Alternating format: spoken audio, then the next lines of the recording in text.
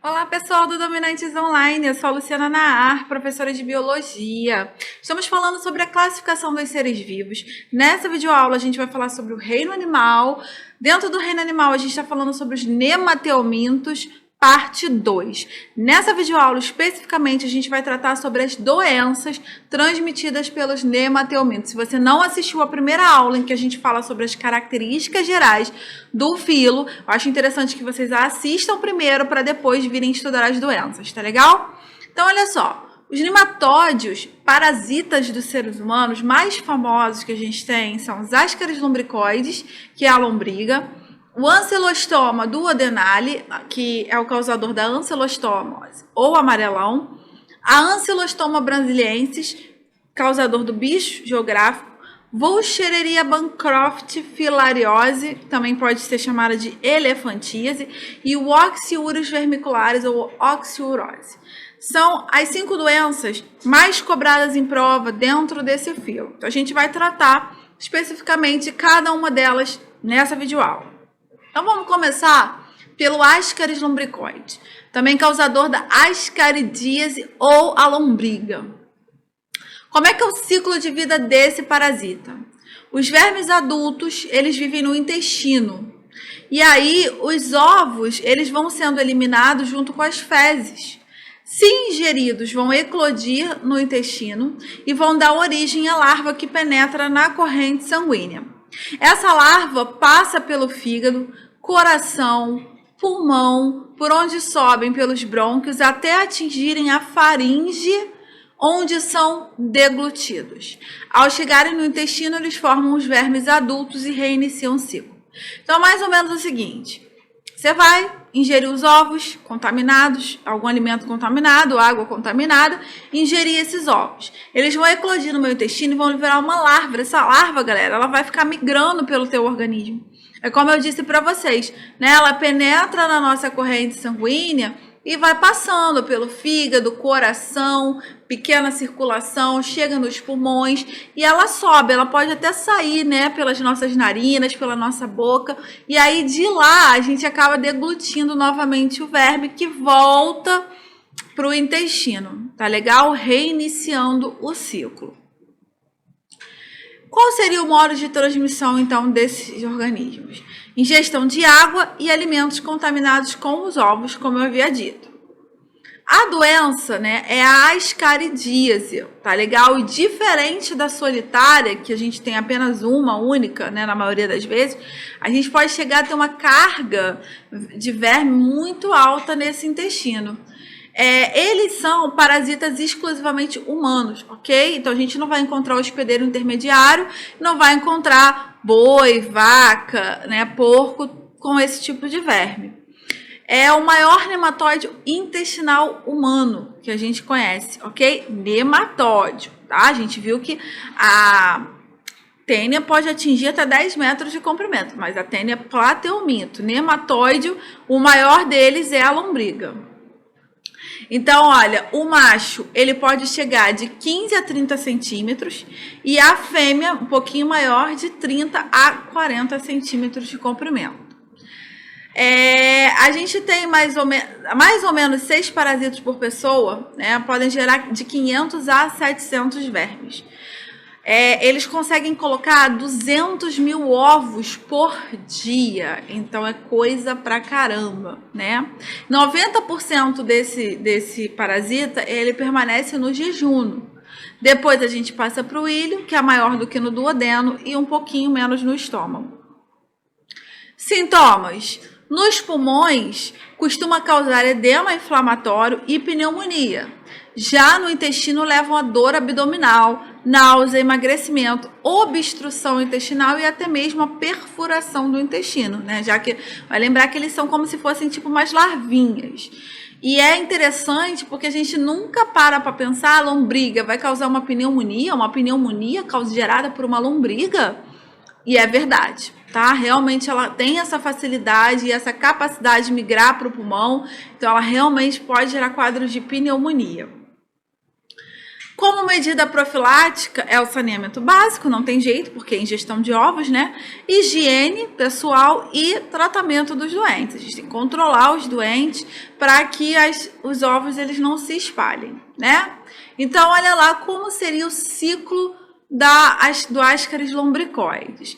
Então, eu vou começar aqui na figura, né? Número 1, você tem um macho e você um macho, olha lá, curvinha do macho, a fêmea. Ok, eles estão no intestino e eles estão colocando os ovos, né? Aí a gente vai ter a defecação desse ser humano num local com baixa higiene, sem saneamento básico. E aí lá nas fezes eu vou liberar os ovos do Ascaris lumbricoides, que vai evoluindo, né? Os ovos, eles ficam no solo, tá? E aí eles se tornam infectantes em 3 semanas. O que causa, né? O que faz ele se tornar um óvulo infectante? O calor, umidade, a oxigenação, tudo isso vai ser importante. Aí, vamos lá, ele pega e é ingerido, tá? É ingerido por esse ser humano. E aí, lá no organismo dele, cai no intestino, evolui para uma larva migrante, e essa larva vai atingindo outros órgãos, como, por exemplo, o pulmão, chega nas nossas vias, né, aéreas.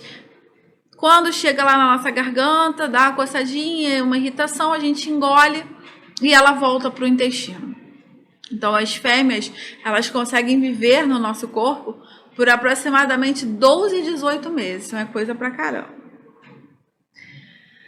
O ancilostoma duodenale, causador da ancilostomose. Então, a gente pode chamar a doença de ancilostomose, amarelão ou opilação. Tá? A opilação é menos comum. O agente etiológico é o ancilostoma duodenale ou Necator americanus. Infelizmente, esses nomes, eles caem. A gente tem que se familiarizar com eles, tá? Qual o ciclo de vida do amarelão? Os vermes adultos, eles vivem no intestino. E aí os ovos, eles vão ser eliminados junto com as fezes. Eles eclodem, tá, no ambiente, liberam larvas que podem contaminar o solo úmido, de onde podem penetrar na pele. São conduzidas pela corrente sanguínea até atingirem os pulmões, sobem pelos brânquios até atingirem a faringe, onde são deglutidos. Ao chegarem no intestino, formam os vermes adultos e reiniciam o ciclo. Então, é mais ou menos parecido com a lombriga, né? Ele sobe, ele atinge uma forma de larva, né, migrante pelo nosso organismo, e aí vai lá para o pulmão, vai para a faringe, é deglutido, volta para o intestino, tá legal? E reinicia o ciclo. Modo de transmissão, penetração da larva através da pele. Sabe aquela doença que a gente sempre ouve falar, olha, não anda descalço, né, dá verme, não sei o quê. E aí essa doença, então, é o amarelão. A ancilostomose, ela ficou bem famosa, né, porque ela foi uma doença que deu origem ao personagem Jeca Tatu, né, ele sofria de amarelão, então a maior parte, né, da história dele no livro relata bastante a característica dele. Então, no século XX, esse personagem, criado por Monteiro Lobato, representava o brasileiro da zona rural, descalço e contaminado por esses vermes. Quais são os sintomas? Anemia, devido às hemorragias intestinais provocadas pelos vermes, produz fraqueza, desânimo e palidez, a pele fica amarelada e a gente tem problemas pulmonares. Medida profilática, saneamento básico, evitar andar descalço, principalmente quando o solo for úmido, né, e desconhecido, e tratamento dos doentes para evitar a disseminação da doença. Então, como é que seria o ciclo do ancilostoma duodenale ou do Necator americanus, né, que são os dois causadores da ancilostomose. Então, olha, o homem defeca, os ovos do verme caem no solo, né? E aí, o que vai acontecer? Acontece a penetração ativa dessa larva. Esses ovos, eles são bem resistentes, então eles conseguem ficar no solo por bastante tempo, tá legal? Olha lá, aqui são os ovos, o ovozinho já dá um embriãozinho.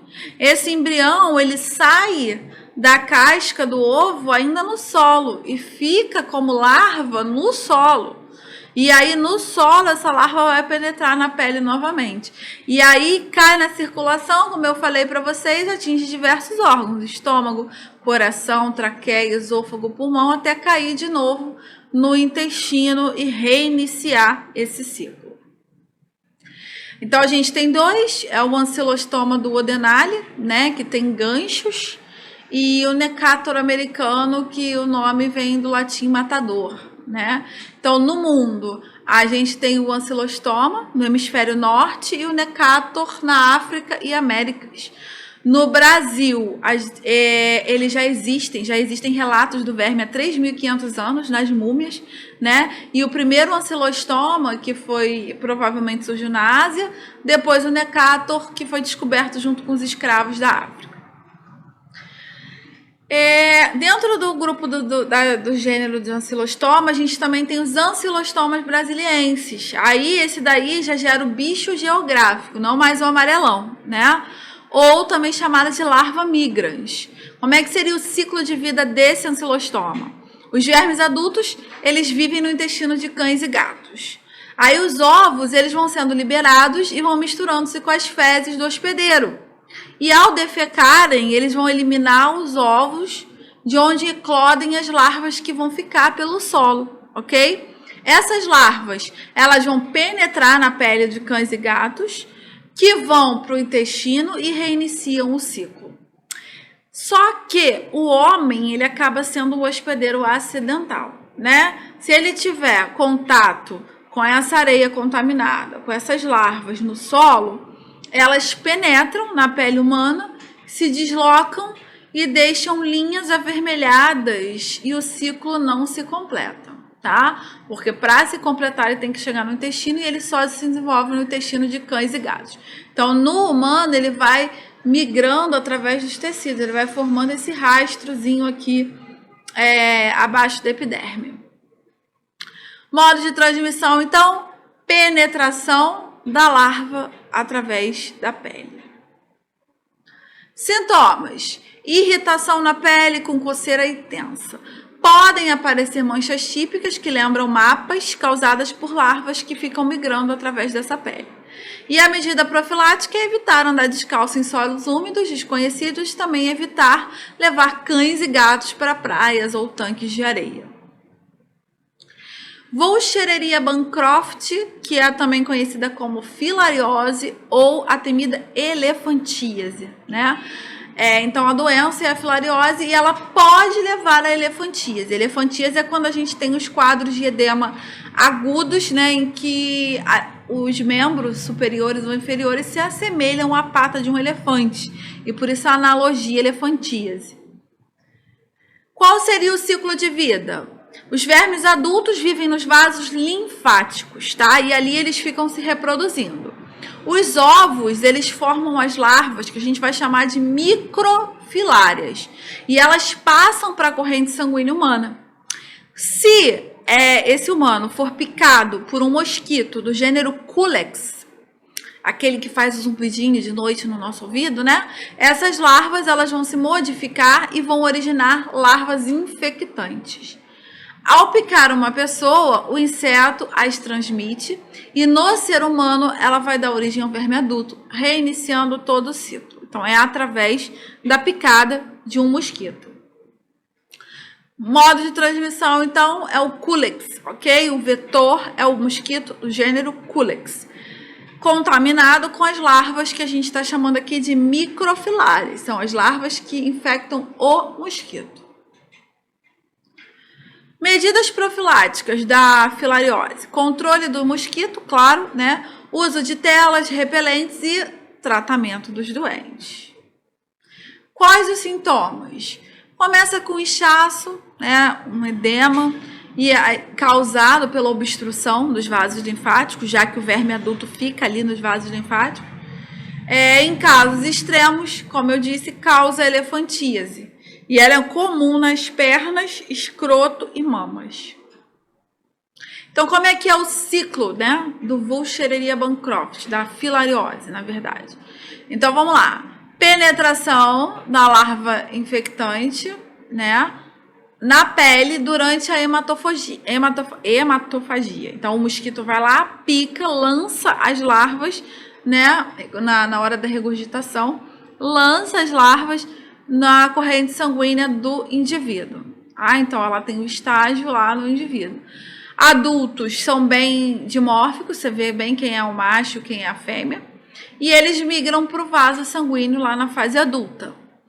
E aí eles vão produzir microfilárias que vão começar a migrar pelos canais linfáticos e cair na corrente sanguínea. Vai haver um novo repasto, né? O cúlex vai lá e se infecta com essas microfilárias que estão na corrente sanguínea. Elas migram para os músculos torácicos do inseto, formam a larva infectante e essa larva migra para a probóscide do inseto, né? Que é aquele material sugador, ok? E aí ele volta para o ser humano novamente. Para a gente finalizar, a última doença que eu queria conversar com vocês é o oxiurus vermicularis ou a oxurose. Doença oxurose ou também chamada de enterobiose. Qual o ciclo de vida desse verme? Os adultos, eles vivem no intestino, onde eles se reproduzem. A fêmea, ela elimina os ovos junto com as fezes, ou esses ovos também podem se fixar na margem do ânus, tá? Causando coceira. Ao coçar, a pessoa contamina as mãos e ao colocar na boca, ela ingere novamente os ovos. Então, há uma autocontaminação, né? A ingestão dos ovos também pode ocorrer através de alimentos contaminados.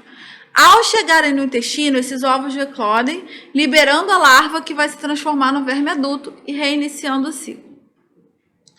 Modo de transmissão, então, é pela ingestão de ovos, seja pelas mãos sujas, seja por lençóis, né? O verme, ele sai muito do ânus, ele cai muito nas toalhas, nos lençóis, nos assentos, ok?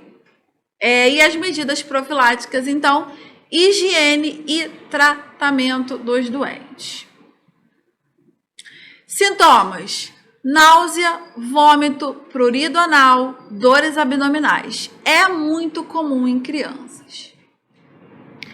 Como que é o ciclo de vida do oxurus, então, né? Então, vamos lá. Ingestão dos ovos com o embrião pela pessoa, então água ou alimentos contaminados. Cai no intestino, tá? As larvas vão eclodir no intestino delgado. Lá vão se diferenciar em adultos, né, bem diferenciados, macho e fêmea. E aí as fêmeas prenhas, elas vão migrar para a região perianal, por isso que causa uma coceira, principalmente à noite, e vai colocar lá os seus ovos. Tá legal? Os ovos nas pregas perianais, eles vão ser eliminados, né? Junto com as fezes, ou eles vão ficar lá para serem deportados depois pelo indivíduo. Então, os ovos nas pregas perianais, eles ficam lá, né? E as larvas nos ovos, elas maturam em 4 a 6 horas.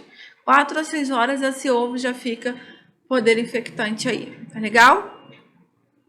Então, olha só, de novo, né? As fêmeas vão lá na região perianal, elas rompem e liberam os ovos se distribuem no ambiente, tá legal? Então, roupa de dormir, toalha, assento sanitário, tudo isso pode ser meios de transmissão. A migração das fêmeas para a região perianal vai gerar um prurido, né? E aí a pessoa vai sempre levar a mão ao ânus, né? Tentando aliviar a coceira, aliviar os sintomas. Acaba havendo a ingestão desses ovos e aí eles caem no intestino novamente, né? Então o ciclo ele tem aproximadamente 2 meses e o ovo com a larva infectante vai eclodir no nosso intestino delgado. Os ovos retidos na pele mucosa perianal e às vezes eles ficam na pele. Só para a gente ilustrar aí como que funciona isso aí. Galera, essas, na verdade, foram as principais doenças causadoras. Essas foram as principais doenças causadas pelos vermes do grupo, do filo dos nemateumintos, tá legal? Galera, então essas foram as principais doenças causadoras pelos vermes do grupo dos nematelmintos, do filo dos nematelmintos, né, na verdade. E com isso, a gente fecha as doenças transmitidas por vermes, tá legal? Então, os grupos onde a gente tem essas doenças são os grupos dos plateumintos e dos nematelmintos. Obrigada pela atenção e até a próxima videoaula.